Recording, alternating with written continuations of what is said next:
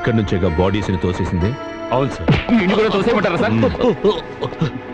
నిజంగా అదే చెయ్యాలి, కానీ అందువల్ల ఏం ప్రయోజనం లేదు. కేసు లేట్ అయిపోతుంది. ఈ కేసు కోర్టుకు వెళ్ళినప్పుడు నిజం అబద్ధం ఎలా అయిందో చెప్పరా. మధు ముద్దా ఎలా అయ్యాడు, టాక్సీ డ్రైవర్ కర్ణాకర్ లాంటి వాళ్ళు సాక్షులు ఎలా అయ్యారు, మధు షర్టు మీదకి రక్త మార్కులు ఎలా వచ్చాయి.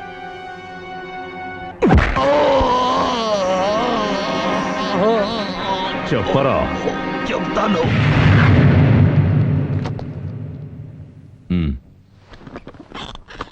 దంపతుల హత్య కేసు ఛార్జ్ నాకు అప్పగించారు. ఇదిగోండి ఆర్డర్. నేనే కదా నీకు అప్పగించమని చెప్పింది, అలాంటిది నాకే తీసుకొచ్చి చూపిస్తున్నావా? ఏంటి, హ్యాపీయేనా? మీరుండగా నాకు ఎప్పుడు హ్యాపీయే. ఈ కేసు జోడించడానికి బాగా ఆలోచించి ఎత్తులు వేయాలి. వదినా మరుదుల మధ్య అక్రమ సంబంధం ఉన్నట్టు పత్రికల్లోనూ టీవీల్లోనూ కంటిన్యూస్ గా న్యూస్ రావాలి. ఆ కుర్రాడి పేరేంటి? మధు. ఏంటి? మధు. మధు. ఇన్వెస్టిగేషన్ జరిగేటప్పుడు పత్రికల్లోనూ టీవీలోనూ వచ్చే వార్తల గ్రావిటీ ఎక్కువ అవ్వాలి. సరైన ఎవిడెన్స్లు ఉండాలి, గట్టి సాక్ష్యాలు కావాలి.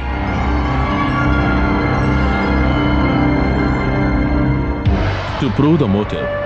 ఇది మరిదికి వదిన మీద ముందు నుంచి అబ్సెషన్ ఉందని తెలియజేసే ఎవిడెన్స్. దీన్ని చూస్తే వీళ్ళ మధ్య నిజంగానే సంబంధం ఉందనుకుంటారు. It's a very good evidence. దీన్ని ఎలా సంపాదించారు? మరే, నువ్వు అడిగిన వెంటనే చెప్తాననుకున్నావా? హోటల్ సిల్వర్ స్టార్ లో ఆ రోజు రాత్రి డ్యూటీలో ఉన్న వర్కర్స్ మొత్తాన్ని మన దారికి తెచ్చుకోవాలి. ఎందుకో తెలుసా? మనం చెప్పింది చెప్పినట్టు కోర్టులో చెప్పడానికి. రషీద్ ఆ హోటల్ ముందున్న టాక్సీ స్టాండ్ లో ఒక డ్రైవర్ ని ట్రాప్ చేయాలి. ఎందుకు? చెప్తాను. రవికుమార్ బ్లడ్ గ్రూప్ ఏమిటో కనుక్కున్నావా? కనుక్కున్నాను. గుడ్. సేమ్ గ్రూప్ బ్లడ్ నాకు కొంచెం కావాలి. దాంతో నాకు పనుంది. That will be another piece of evidence.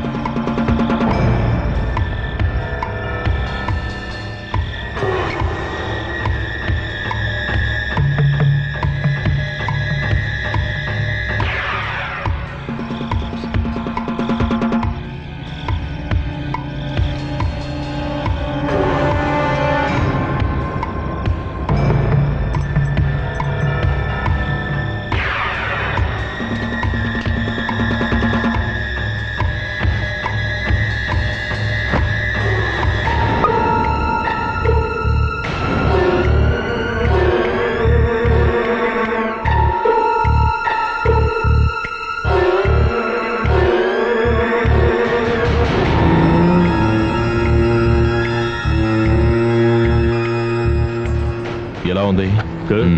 ఇది ఎక్కడి నుంచి తీసావు అక్కడే పెట్టేసాయి.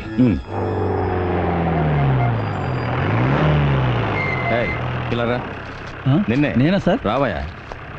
నమస్కారం సార్. నీ పేరేంటి? కరుణాకర్. నా జీప్ వెనకాలేరా. ఎక్కడికి సార్? మంత్రి గారు ఎస్కార్ట్ అయితే నేను రాను సార్. 3 నెలల క్రితం వచ్చిన ట్రిప్కే ఇంతవరకు డబ్బులు రాలేదు. మర్యాదగా నాతో రా. సార్, ఇతనే టూరిస్ట్ టాక్సీ డ్రైవర్ కరుణాకర్. ఆ రోజు వాళ్ళని ఇతనే చూసింది. గత కొద్ది రోజుల క్రితం హోటల్ సిల్వర్ స్టార్ లో వైఫ్ అండ్ హస్బెండ్ హత్య చేయబడ్డారు.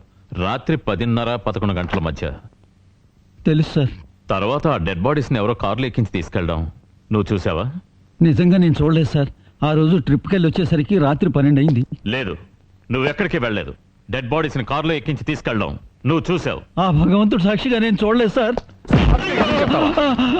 ఓయ్, నేను చెప్పినట్టు వినకపోతే నువ్వే నీ కారులో తీసుకెళ్లావని నీ మీద కేసు పెడతాను, జైల్లో పెట్టిస్తాను.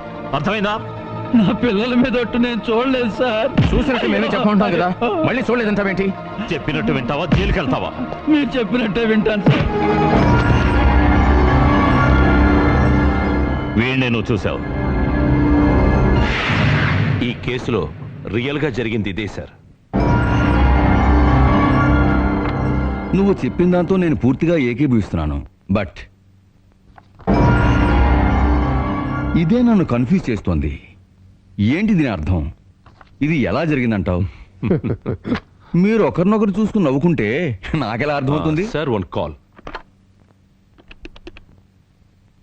PRD Ashok Jayasimha, crime branch. నాకు సీఎం గారి ఫోటోస్ కొన్ని కావాలి. వెంటనే.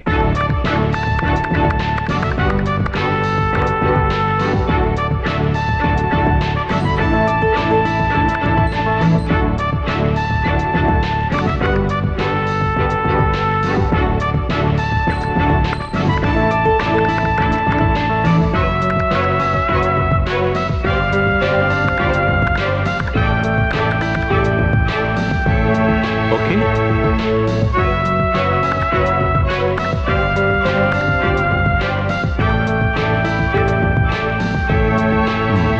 రైట్.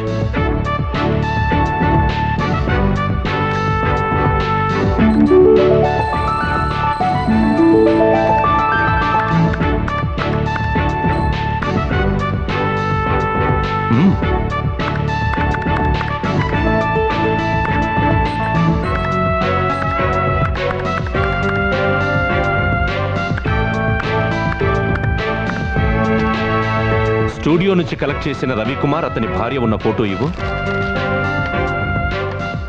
నెక్స్ట్, పోలీస్ రికార్డ్స్ లో ఉన్న ఫోటో. మనం ఇప్పుడు యూజ్ చేసిన మెథడ్ ని వాళ్ళు అనుసరించారు. భర్త స్థానంలో మరిదిని పేస్ట్ చేశారు.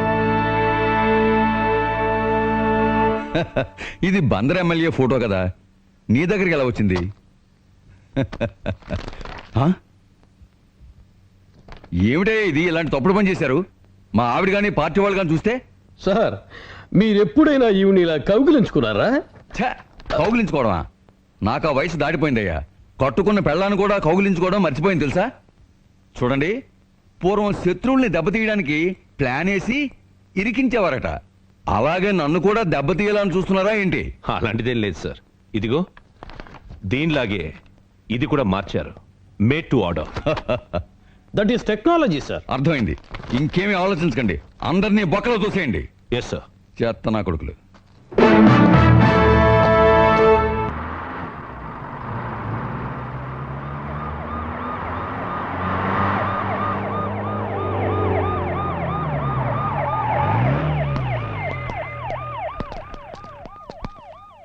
చుట్టాలు వచ్చారు. క్వశ్చన్ చేసి నీ లోపల పెట్టించావా? అన్నీ పెట్టించేస్తున్నానయ్య గారు. త్వరగా తీసుకెళ్ళండి రా గడిపిల్లారా. రండి. నమస్కారం. అంటే మీరు అందరిలాంటి ఆఫీసరే అన్నమాట. ఈ పేదవాడి కుటీరంలోకి సుస్వాగతం. ఏదో చిన్న ఇల్లు కట్టుకున్నా. అయ్యయ్యో, మీరు ఫస్ట్ టైం నా ఇంటికి వస్తే కూర్చోబెట్టి మాట్లాడడానికి కుర్చీలు లేవు. టీ కాఫీలు ఇద్దామా అంటే పని మనుషులు ఎవ్వరూ లేరు. ఇక తినడానికి ఏమైనా అంటే మెదడు తప్ప. నువ్వు మూసుకునుండ్రా. పంచజారింది చూసుకోండి. నన్నే అక్కడికి రమ్మన్నారట. రావడానికి నాకు టైం దొరకలేదు. ఏంటంటే ఏముంది, సరుకు తెచ్చే బండి గుద్దేసి ఉంటుంది. ఏ లారీనో బస్సునో వ్యాన్నో. అక్కడికి రావడానికి తమరికి టైం లేదు కనుక నేనే ఓసారి నా మొహం చూపించి వెళదాం అని వచ్చాను. ఎందరో వస్తూ ఉంటారు, మీరు రావడంలో తప్పేమిటి? నేను కర్ణుడి వంశంలో పుట్టిన వాడిని వీళ్ళంతా చెప్పుకుంటూ ఉంటారు. అవును. ఎవరేమడిగినా ఇచ్చేస్తాను. డబ్బైనా, బంగారమైనా, బంగ్లా అయినా ఏది అడిగినా లేదు అనను. ఎక్సైజ్ వాళ్ళకి ఇస్తాను, పోలీసు వాళ్ళకి ఇస్తాను, కట్టలు కట్టలుగా ఇస్తాను. ఆ దేవుడు నాకు ఇస్తున్నాడు కదా, నేను ఎందుకు పిసినారిగా ఉండాలి? మీరు కూడా కావాల్సినంత తీసుకెళ్లి ఎంజాయ్ చేయండి సార్. ఈ మధ్య తమాషా జరిగింది. అవును, ఫైనాన్స్ మినిస్టర్ నన్ను మొబైల్లో కాంటాక్ట్ చేసి, సత్యం ఖజానా ఖాళీ అయ్యి జీతాలు ఇవ్వడం సమస్య అయిపోయింది, వేరే దారి లేక నీకు ఫోన్ చేశాను అన్నారు. డబ్బు ఖర్చు అయితే ఏంటి సార్, అది మనకి గౌరవం కదా. స్వర్ణభస్మం పాలు ఇక ఆపుతావా? ఇక విషయానికి వద్దాం. ఇవ్వడానికి నేను రెడీ, తీసుకోవడానికి మీరు రెడీయేనా? ఇచ్చిపుచ్చుకోవడాలు ఉంటేనే సార్ మన మధ్య దూరం తగ్గుతుంది. మీరు ఐపీఎస్ అయితే నేను ఐఏఎస్, ఇండియన్ ఆబ్కారీ సర్వీస్. నేనేం గొప్పలు చెప్పుకోవటం లేదు సార్. అని చేత అయిందా ఏంటి, నీ బాగుడైందా అని అడుగుతున్నాను. ఓ గురుమూర్తి, అంటే మీరు సీరియస్ గానే వచ్చారా? తమరు జెంటిల్మెన్ అని నాకు తెలుసు, మీరు దేనికి లొంగరని నాకు తెలుసు. అయినా సరే నేను మిమ్మల్ని పడగొడతాను. దానికి కావలసిన అమ్ము నా అంబుల పొదిలో ఉంది, చూస్తారా? మహిమాం రక్షమాం మీరే కాపాడాలి సార్, ఎలాగైనా కాపాడాలి సార్, మీరే నాకు దిక్కు సార్. సార్ సార్ ఈ సత్యం అమాయకుడు సార్, మీరే నన్ను కాపాడు. నువ్వు ఎంత ఏడ్చి మొత్తుకున్నా నిన్ను వదిలిపెట్టేది లేదు సత్యం.